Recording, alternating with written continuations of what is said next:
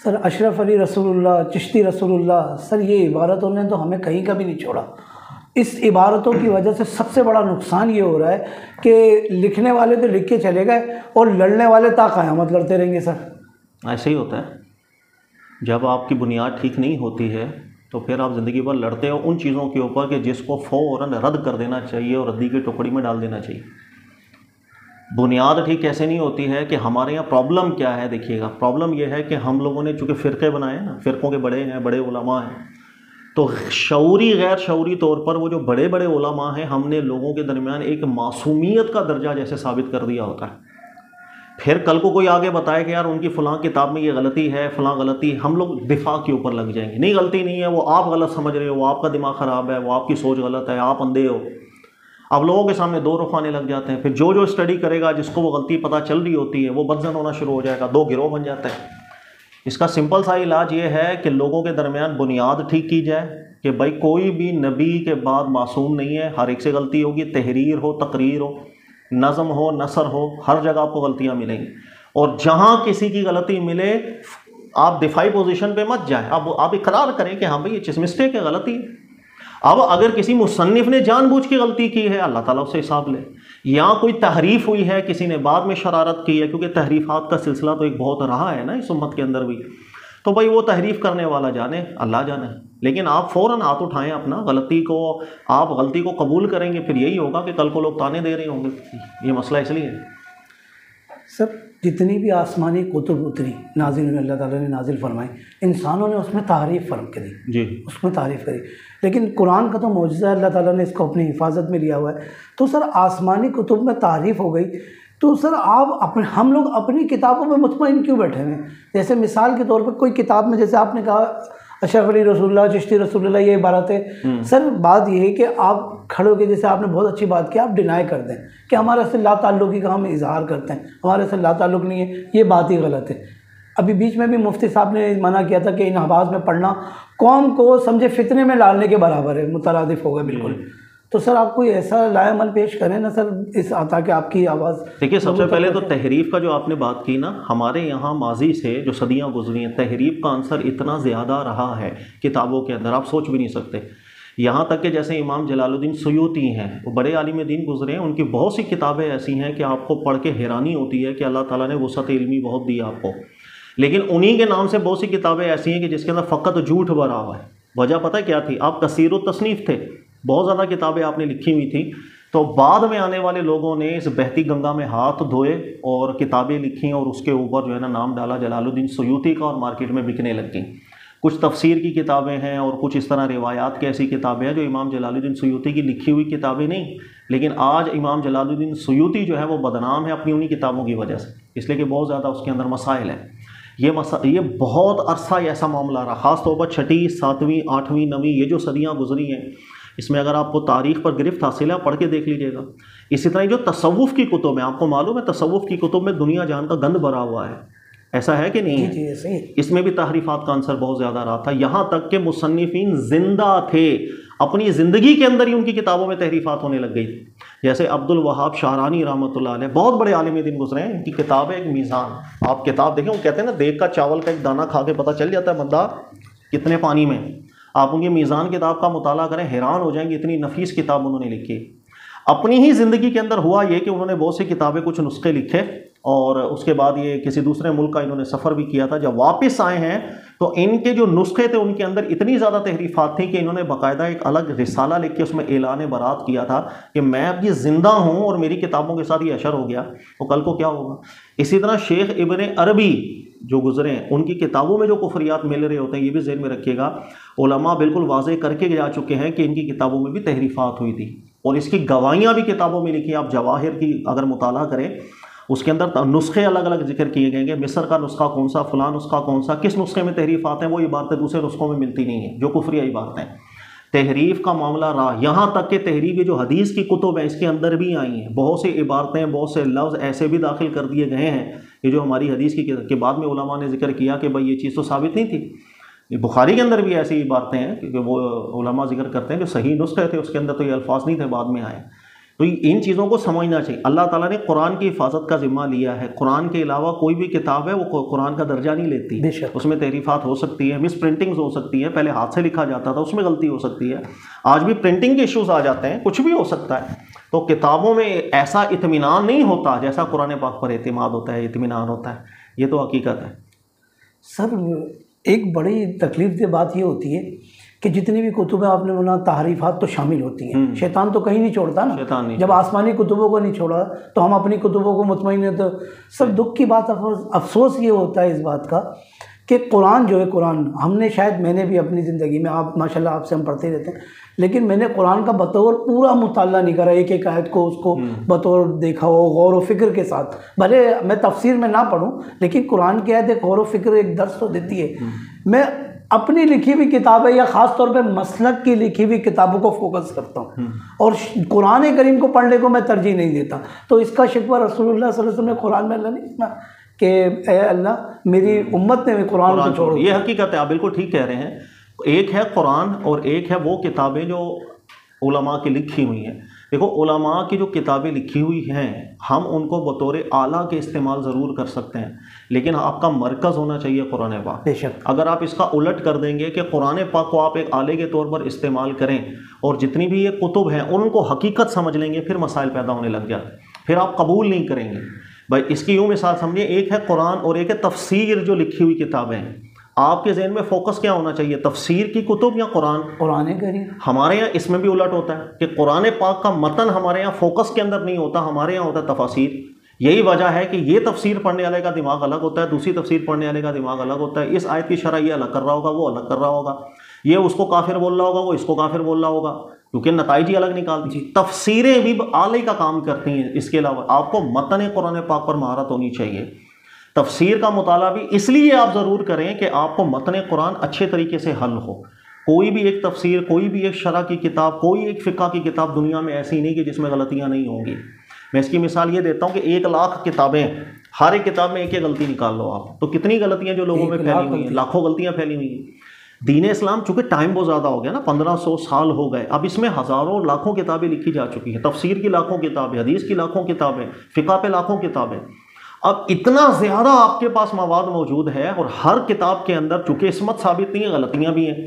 تو آپ اگر ان کتابوں کو فوکس کریں گے تو پھر وہ جو اصل متن ہے آپ جج ہی نہیں کر پائیں گے کہاں غلطی ہو رہی ہے, کہاں غلطی نہیں ہو رہی. بھائی ہمیں تو قرآن پاک سے ہی پتہ چلے گا نا.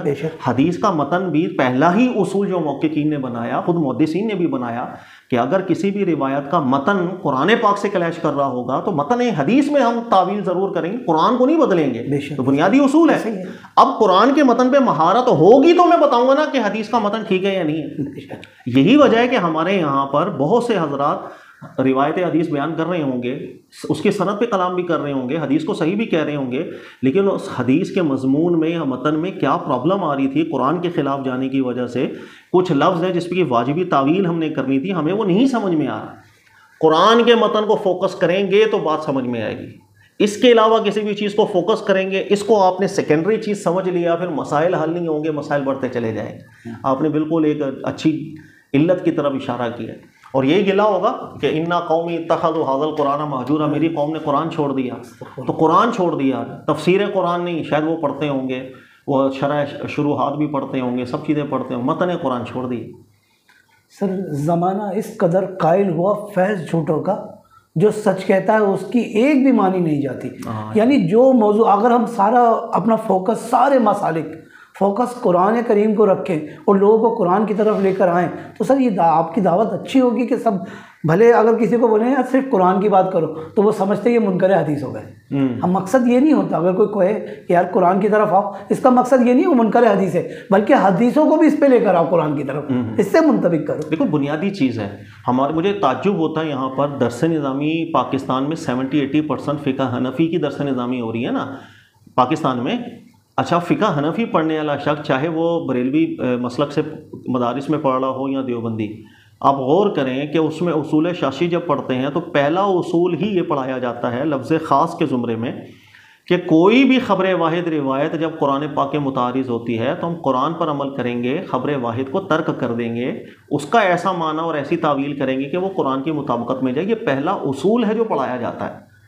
تو جب یہ بات آپ درس نظامی سے پڑھنے کے باہر نکل کے آپ جب کرتے ہیں کہ یار کوئی بھی روایت قرآن کے مقابلے میں آ جائے گی خبر واحد درجے کی، چاہے صحیح سند کی ہو، متن قرآن کو نہیں بدلا جاتا، متن روایت میں ہم تعویل کر کے اس کو بدلیں گے تاکہ وہ قرآن کی مطابقت میں ہو، تو آپ کو منکر حدیث کا طعنہ دے دیا جاتا ہے۔ جی اب کتابوں میں یہ تو پڑھ کے آئے ہیں آپ، جب آپ عالم بنے ہیں تو یہی تو چیز پڑھی ہے آپ نے۔ جتنی بھی فقہ حنفی پڑھے ہوتے ہیں، چونکہ فقہ حنفی کا تو یہ بنیادی اصول ہے، اور فقہ حنفی کی جب فقہ پڑھتے ہیں، وضو کا چیپٹر پڑھتے ہیں، غسل کا پڑھتے ہیں، نماز، روزہ، حج کا، ہر چیپٹر کے اندر یہ اصول اپلائی ہو رہا ہوتا ہے۔ بھائی یہ خبر واحد حدیث آئی ہے، امام ابو حنیفہ نے استدلال کرتے اس پر عمل کیوں نہیں کیا؟ بھائی قرآن کے خلاف ان کو لگ رہی تھی، قرآن پر زیادتی کرتی یہ روایت محسوس ہو رہی۔ بھائی جس نے بسم اللہ پڑھے بغیر وضو کیا اس کا وضو نہیں ہوگا، یہ روایت ہے نا؟ جی جی موجود ہے۔ امام ابو حنیفہ نے کیوں قبول نہیں کی تھی؟ وہ کہتے تھے قرآن پاک اس شرط کو ذکر نہیں کرتا اور ایبسولوٹ ذکر، مطلق حکم قرآن ذکر کر رہا ہے، اس روایت کو ماننے کا مطلب ہے آپ قرآن کو منسوخ کر رہے ہیں اس روایت کی بنیاد پر، اور یہ خبر واحد درجے کی روایت ہے، چاہے صحیح سند کی ہم زیادتی نہیں کر سکتے ہیں، ہم تعویل کریں گے کہ یہاں سے وجوب مراد نہیں لے سکتے، استحباب ہے، بسم اللہ پڑھ کے وضو کرنا چاہیے۔ جی جی تو ہر جگہ یہ اصول اپلائی کیا آپ نے یا نہیں کیا؟ جی کیا بالکل۔ اور یہی مدرسے سے نکل کے جب کوئی آپ کو بات کر رہا ہو کہ بھائی روایت الحدیث کو حل کرنا الگ چیز ہے، اس کو بھی قرآن پر ہی پرکھا جاتا ہے، اگر مخالفت کے اندر ہو تو متن قرآن کو ہم نہیں بدلیں گے، اس روایت کو بدلیں گے، اس روایت کو ہم ترک کر دیں گے، قرآن کو نہیں، تو آپ کو منکر حدیث کے طعنے دے دیے جاتے ہیں۔ یہ پرابلمز ہیں ہمارے یہاں، کیسے سمجھائیں اس کو؟ فقہ حنفی میں تو یہ اصول بہت زیادہ اپلائی کیا جاتا ہے، حالانکہ یہ اصول متفق علیہ ہے فقہ شافعیہ میں بھی، مالکیہ میں بھی، حنبلیہ میں بھی، بلکہ امام مالک رحمۃ اللہ تعالیٰ علیہ کا صرف یہ اصول نہیں ہے کہ کوئی خبر واحد روایت قرآن کے خلاف ہے تو ہم چھوڑ دیں، ان کے نزدیک یہ اصول میں توسیع ہے کہ کوئی بھی روایت قرآن کے خلاف جاتی ہے خبر واحد، وہ اس پر بھی عمل نہیں کرتے۔ اس کے علاوہ کوئی بھی روایت صدر اول کے تعامل سے مخالفت میں چلی جاتی تھی، وہ اس خبر واحد کو بھی قبول نہیں کرتے۔ صدر اول کا تعامل صحابہ کرام کے ساتھ رہنے والے عملی لحاظ سے جس پر کھڑے ہیں مدینہ کے اندر، اس عمل کے خلاف اگر کوئی بندہ آگے روایت حدیث کرتا تھا نا، چاہے صحیح سند کی، امام مالک اس کو قبول نہیں کرتے تھے۔ انہیں کہا یہ ایک بندے کی بات ہے اپنے حافظے کے اوپر، میں نے فلاں فلاں فلاں فلاں سے سن کے بات کر رہا ہے، اور یہ تو وہ ہے جو صحابہ کو دیکھ دیکھ کے عمل کر رہے ہیں۔ آنکھوں دیکھی بات جو ہے وہ زیادہ پاورفل ہوگی یا ایک بندہ سنی سنائی بات کر رہا تعامل مدینہ ہے نا؟ تو تعامل صدر اول جو ہوتا ہے یہ وہ امام مالک کا تو یہ اصول تھا، وہ توسیع کرتے تھے۔ اسی اصول کو دیگر علماء نے بھی قبول کیا، لیکن ان کے اصول کی کتب میں باقاعدہ سے یہ اصول کی حیثیت میں لکھا ہوا نہیں آتا۔ فقہ حنفی میں بھی یہی اصول ہے، جسے کہتے ہیں نا تلقی صدر اول، یہ جملہ آپ نے اکثر سنا ہوگا، امام ابن حمام بھی ذکر کرتے ہیں فتح القدیر کے اندر بھی، بھائی سے صدر اول کی تلقی لاحق ہے، تلقی امت لاحق ہے، یہ الفاظ ذکر کرتے ہیں۔ مراد یہی ہوتی ہے کہ جو عمل کھڑا اللہ کے نبی علیہ السلام نے کھڑا کیا تھا امت کو، عملی وہ جو عمل ہوتا ہے نا، شروع کا جو شواہدات ہیں وہ زیادہ بڑی مضبوط دلیل ہوتی ہے۔ لیکن آپ یہ بات اب آ کر کریں گے، آپ منکر حدیث ہو گئے، تو یہ پرابلم ہے۔ لوگوں کو سکھائیں گے، لوگ سیکھیں گے، اس لیے لوگ جو ہیں اعتراضات کرتے ہیں احادیث نکال کے۔ آپ نے دیکھا ہوگا کچھ لوگ دین اسلام سے بدزن ہو جاتے ہیں نا، الہاد کی طرف چلے گئے، تو ان کا سب سے بڑا حملہ یہ ہوتا ہے کہ وہ حدیثیں نکال کے دیکھو یار اس حدیث میں کیا بات آ گئی، یہ کیا آ گئی، ٹھیک ہے؟ تو لوگوں کو یہی سمجھانا چاہیے کہ حدیث اس کو حل کرنے کا طریقہ الگ ہے، اس کو ہم قرآن کی مطابقت کے اندر لے کر کے جاتے ہیں، اس میں تعویل کر کے موڑ کے بات کو وہاں لے کے جائیں گے، کیونکہ حافظے کی بنیاد پر جمع کیا ہوا ریکارڈ ہے لوگوں کا، جو انہوں نے صدیوں کے گیپ میں چین بنا کر کے ذکر کیا، مجھے فلاں نے، اس کو فلاں نے، اس کو فلاں نے، بیچ میں آپ دیکھیں گے 150-200 سال بن رہے ہیں، لہٰذا یہاں غلطی کا امکان ہوتا ہے، ٹھیک ہے؟ سر امام اعظم ابو حنیفہ رحمۃ اللہ تعالیٰ علیہ سے بھی یہ بات منقول ہوئی ہے کہ اگر میری عبارت یا میری بات کو قرآن و حدیث کے خلاف پاؤ تو اس کو دیوار پہ دے مارو، چھوڑ دینا۔ تو سر یہ ہم تو ان کے قول کو تو سمجھو پہلے ہمارے کپکپانے لگتے کہ کیسے دیوار پہ، عوام تو نہیں مار سکتی، لیکن فقہاء کرام اس کو اگر ڈینائی کریں کہ یار یہ ایک مسلمہ ضابطہ انہوں نے بیان کیا کہ قرآن حدیث اس کو ترجیحات شامل۔ امام ابو حنیفہ کا یہ قول نہیں ہے، یاد رکھنا، یہ اوائل دور کے اندر کوئی بھی شخص جس کو اللہ تعالیٰ نے ایک منصب دیا ہوتا تھا کہ لوگوں میں ایک قدر، ایک ویلیو پیدا ہو گئی، لوگ اس کو عالم سمجھنا شروع ہو گئے، اس ہر ایک عالم دین کا یہ طریقہ ہوتا تھا، وہ لوگوں کے اندر یہ بار بار اعلانات کرتے تھے کہ میری کوئی بات قرآن سنت کے خلاف ہو تو میری بات کو رد کر دینا، اس کو ترجیح دینا، یہ ہماری تحقیقات ہے۔ اس لیے امام ابو حنیفہ سے بھی یہی بات آئی ہے، امام شافعی سے بھی یہی آئی ہے، احمد بن حنبل سے بھی آئی ہے، امام مالک سے بھی آئی ہے، سفیان ثوری بھی یہ بات کیا کرتے تھے، ابراہیم نخعی، اوزاعی سب کیا کرتے تھے۔ یعنی کہ ایک طریقہ کار تھا اس وقت کا کہ لوگوں کی تربیت کرنے کے لیے جو صاحب اقتدار ہوتے تھے، مذہبی اقتدار جن کو ملا ہوتا تھا، مسند ملی ہوتی تھی، وہ یہ کہتے تھے بار بار کہ میں انسان ہوں، میری غلطی قرآن کے مقابلے میں لا کے نہیں کھڑا کر دینا مجھے، یاد رکھیے گا۔ دیکھو اس لیے ان کے شاگردوں میں یہی چیز ٹرانسفر ہوئی، امام ابو حنیفہ کے شاگرد کون تھے؟ امام ابو یوسف لے لیں. آپ یہ بتائیں، خود فقہ پڑھتے ہیں، ہر دوسرے مسئلے پہ تو آپ کے شاگرد اختلاف کرتے تھے. امام ظفر تک کرتے تھے، حسن کرتے تھے، بعد میں آنے والے اسام بن یوسف نے بھی 50 مسائل میں اختلافات کیے ہیں. یعنی کہ شاگردوں کے بھی آگے شاگردوں نے اختلافات کیے ہیں. بھائی جو بات نہیں مناسب لگے گی یہی تربیت ہے.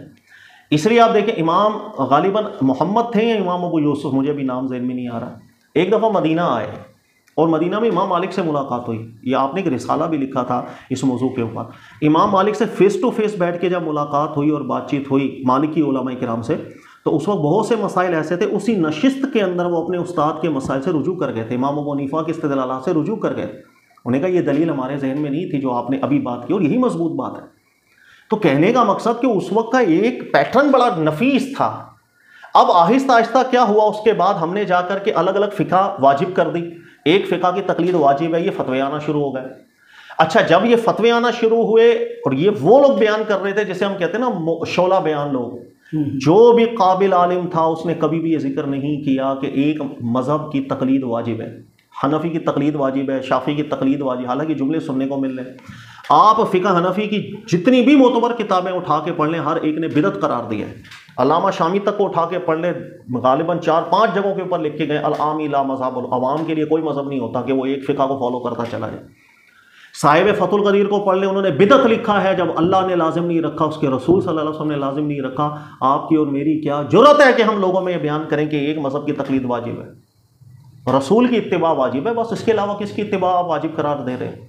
اس کے علاوہ آپ دیگر کتب جو درس نظامی میں کتابیں پڑھائی جاتی ہیں، مسلم وغیرہ، اس میں بھی پڑھ لیں بدعت لکھا ہوا ہے. تو ہر عالم نے اس کو رد ہی کیا ہے.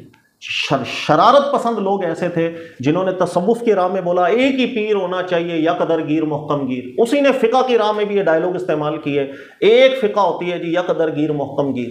پھر مسائل اور بڑھنا شروع ہو گئے. اب جب آپ نے ایک فقہ چن لی پھر اس کو غلط کیسے بولو گے؟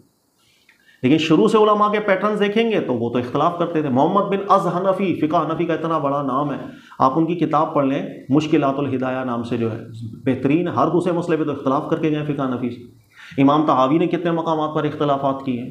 اس کے علاوہ اور 50 نام ہے، فتح القدیر، امام ابن الحمام محقق گزرے ہیں، 50 جگہوں پر اختلافات کر کے گئے ہیں. لیکن ان کو ہم رحمت اللہ تعالیٰ علیہ کہتے ہیں.